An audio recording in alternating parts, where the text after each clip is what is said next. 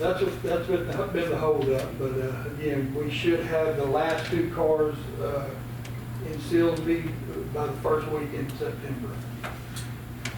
I'd also point out to the council that last year, or the year before, the cars have gone up $55,000 to buy us one car now, where $55,000 2 years ago, it almost buys two cars. Yeah, actually, and I was looking at that, that's probably, I think that this past fall, I know it cost us $46,000 or $43,000. That they went from $36,000 to $43,000, right at $7,000 increase. Of course, they didn't tell us that until I know. yeah, We did that, yeah. after we ordered them. What kind of vehicles are these new ones? These are the same Explorers that we've been buying for the last several years. And once we buy these, purchase these, all the cars that are used on patrol will now be Explorers. We've phased out all the rest of them. So we'll have. All of Crown Vics will be gone? Yeah, so we gone. We've John's done a one heck of a job, putting piecing these cars together. He just. And more pieces left? Oh, he gave us many more miles on them than we would have got without him doing what he's been able to do. The motor vehicle supplies, it's down from 70,000. That's where most of my fuel comes from. That's what the majority of that is. So that was why we were able to go down on that one.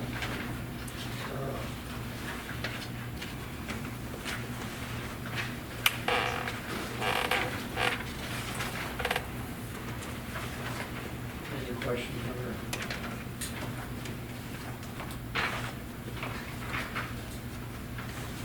As far as the vehicle in this coming year, the one that we're asking for, it's, I have no idea when that would, we'd be able to put our hands on that one. Going forward, though, the equipment, cages and the consoles and all that, we start rolling over from the used Explorers, which we have some Explorers that's got over 100,000 miles on them already. We take the equipment off those and. Yeah. When you go from Crown Vic to Explorer, you gotta buy all the equipment. But now you'll be able to pull your cages and your consoles, stuff like that, and it'll save you a little money. Yeah, hopefully they won't change it too much in the Yeah. next few years, so we'll be able to utilize that equipment too.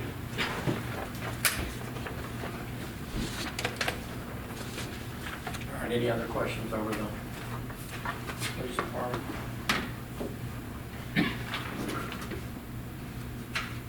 And go over to municipal court, City Marshal.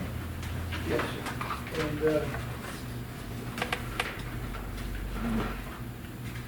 And the municipal court, actually, we don't have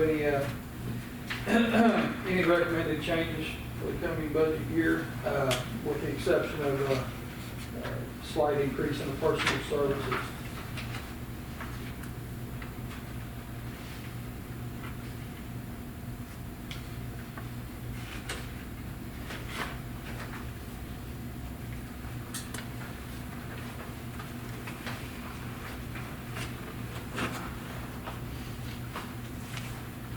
Any questions over the court, counsel? Thank you, City Marshal. Chief Leo. Thank you, Norman. Yes, sir. Last but not least, is that what you say?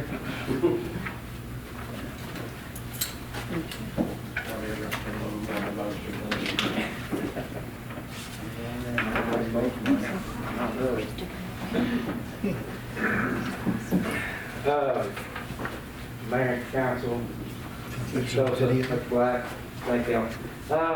There's not a whole bunch of changes this year for the fire department. We would like to increase overtime about $10,000. We have had alarms increase this year, we're noticing, and that brings in our off-duty firefighters to help us out on those, and we've had an increase in fires as well. So we're budgeting for the possibility of that again next year. We also have a regional drill coming in November, and this is a mandated drill for grant purposes. It's an area-wide terrorist drill in November that the entire region is participating in. Beaumont, Port Arthur, Neyland, Fort Neches. This drill is required, like I said, we have to have 4 off-duty personnel for the drill, and it could be anywhere from 8 to 12 hours in duration. And so we'll have to have some off-duty guys for that. Equipment maintenance and repair are asking for an increase of $4,500. Engine 33 and engine 35 are needing new tires. These are roughly, I believe they're about $4,000 for the tires that we need for those 2 vehicles. And then the automatic deck gun on engine 35, a computer module needs to be replaced on it, and it's about $500 for it. Communication, we're asking for an increase of $2,000. We're needing to update our texting system, which is our notification for our off-duty personnel and our volunteers. Right now, we have a texting system that works off of Outlook, and we've had some problems with Outlook here lately and throughout the years since we've been using it. We want to go to a system that works with our CAD system through Central Dispatch.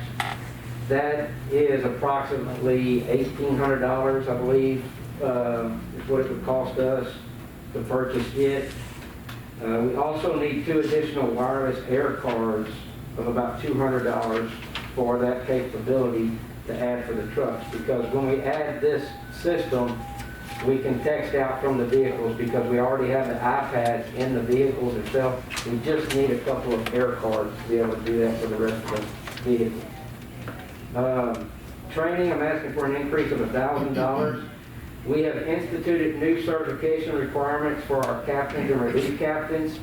What this entitles is our captains have to have a Texas Commission on Fire Protection Fire Officer 2 certification and some other qualifications that are required from below. The relief captains, which are Fire Officer 1, Instructor 1, and the driver pump operator certification from the state firemen, from the Texas Commission on Fire Protection.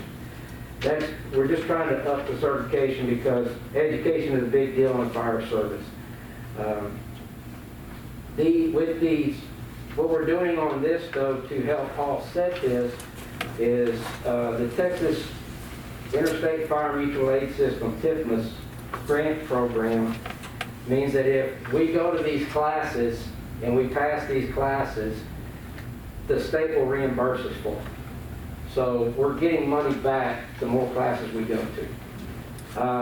And then with these training classes, we had to increase our state certification line item of about $500 to accommodate all this. It's $85 for a certification through the state firemen, through the Texas Commission on Fire Protection. In our capital request, bunker sets, we need to ask for an increase of $1,000 due to the fact that there is an increase in the bunker sets themselves. And then our bunker gear, if you're not familiar with it, it's on a 10-year life cycle. Bunker gear that we have, if it's 10 years old, it has to be taken out of service. And we're getting to the end of life expectancy on some helmets and some boots. So we're going to have to replace that along with the additional 3 sets of bunker gear that we provide each year for paid personnel. And then in the equipment, that covers the volunteers. It's the same thing with the volunteers. We're having to do the same thing with them as well. Our capital outlay, we'd like to replace engine 37 of $53,000. Our truck is getting, our 2011 F350, it's got a custom design box on it. It's starting to wear, and we're starting to have issues with the DEF standards on it. John has gone through there, and we've probably spent almost $10,000 on it in the last couple of years. I have talked with Mr. Sosa about this, though, and he said that due to some of the budget constraints for this year, we may not be able to get it. But he said that we were going to be looking for it next year if we didn't get it in this budget year. John may be able to help us limp it along one more year. That's all I have on the fire side. Does anybody have any questions about the fire?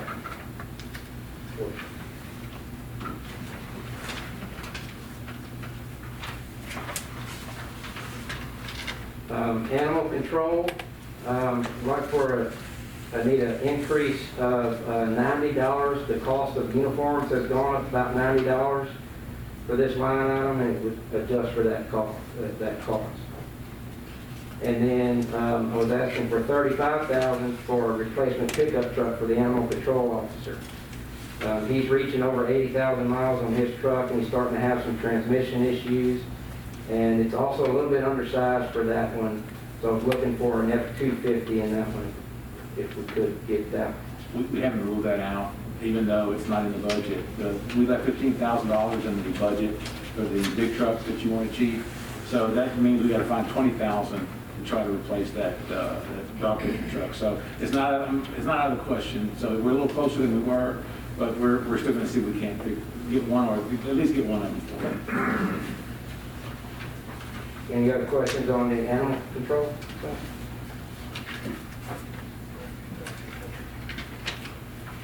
At the animal shelter, Dell has been seeking $5,000 to replace make a permanent wooden fence at the animal shelter around the 365 area to kind of enclose that in.